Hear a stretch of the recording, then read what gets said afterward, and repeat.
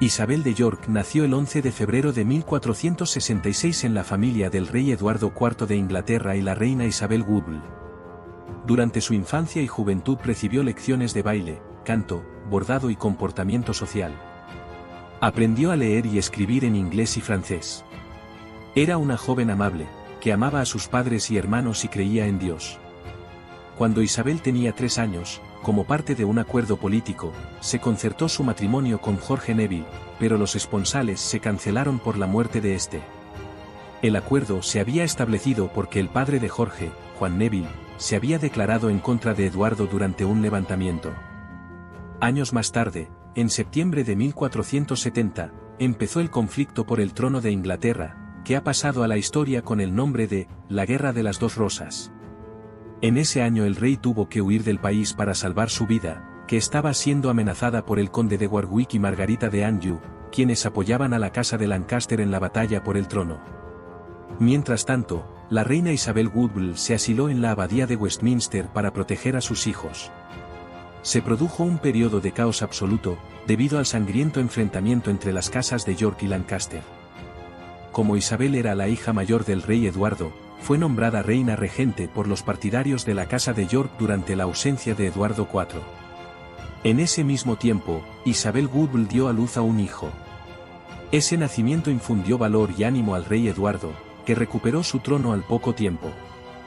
Isabel quedó huérfana de padre siendo una adolescente de 17 años, tras morir el rey Eduardo en oscuras circunstancias en abril de 1483.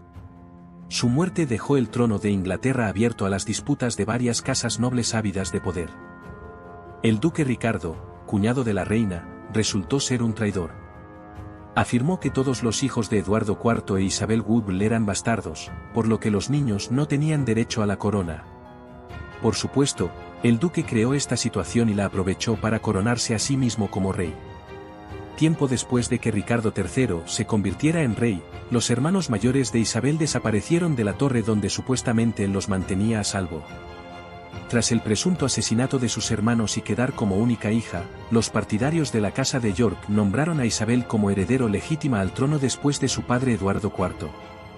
Por otra parte, el acto de traición de Ricardo III concitó el odio de Lady Woodville hacia el hermano de su marido. Por ello, se unió a Margarita Beaufort, de la casa de Lancaster, desposando a Isabel con Enrique Tudor, hijo de la Beaufort. Enrique Tudor atacó a las tropas de Ricardo III y logró la victoria en la batalla de Bosworth. Gracias a ello ocupó el trono de Inglaterra como rey Enrique VII. En enero de 1486, Enrique VII se casó con Isabel en una gran ceremonia, poniendo así fin a la Guerra de las Dos Rosas. El matrimonio de Enrique e Isabel unificó las casas de York y Lancaster, lo que contribuyó en gran medida a consolidar la paz civil en Inglaterra. Según algunos registros, se cree que, aunque Enrique VII no amaba a Isabel, la respetaba por ser amable y generosa en la corte y con los súbditos, motivo que también la llevó a ser querida y respetada por el pueblo llano. Isabel, aunque alejada de la política, apoyó a su marido en todas sus empresas. Prefería mantenerse en segundo plano, a pesar de que algunos leales a la casa de York la seguían considerando la legítima heredera al trono, por encima incluso del rey. La reina empleó gran parte de su tiempo en viajar, a veces sola y a veces acompañada por su esposo. En uno de los viajes con el rey Isabel quedó embarazada, y en septiembre de 1486 dio a luz a Arturo, quien posteriormente fue coronado como príncipe, convirtiéndose en heredero del trono. Con el tiempo Isabel dio a luz a 7 hijos más. Sin embargo, la mayoría de ellos no fueron niños sanos, y murieron poco después de su nacimiento.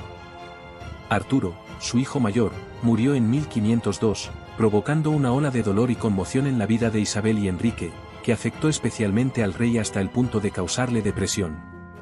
Se dice que el amor y respeto del rey Enrique por su esposa Isabel creció cuando ella lo acompañó fielmente durante el duelo por su hijo, expresándole que eran jóvenes y que podrían tener más hijos si así querían, palabras que consolaron profundamente al rey.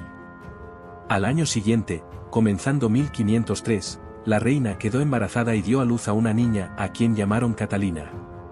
Por desgracia, Isabel ya estaba muy débil y no pudo superar una infección posparto contraída en febrero del mismo año. La enfermedad de la reina Isabel la condujo a la muerte al poco tiempo de caer enferma.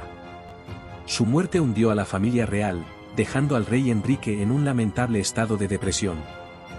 De hecho, su familia y amigos más cercanos le aconsejaron volver a casarse, pero Enrique no los escuchó.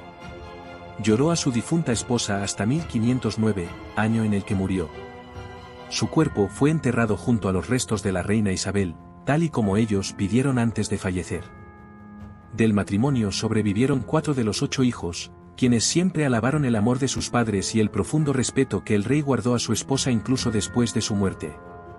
Hoy recordamos a Isabel de York como una figura influyente y como la primera reina Tudor. Su vida y su reinado son un testimonio de cómo el amor y la diplomacia pueden poner fin a conflictos y dar lugar a una nueva era en la historia. Gracias por unirse a nosotros en este viaje.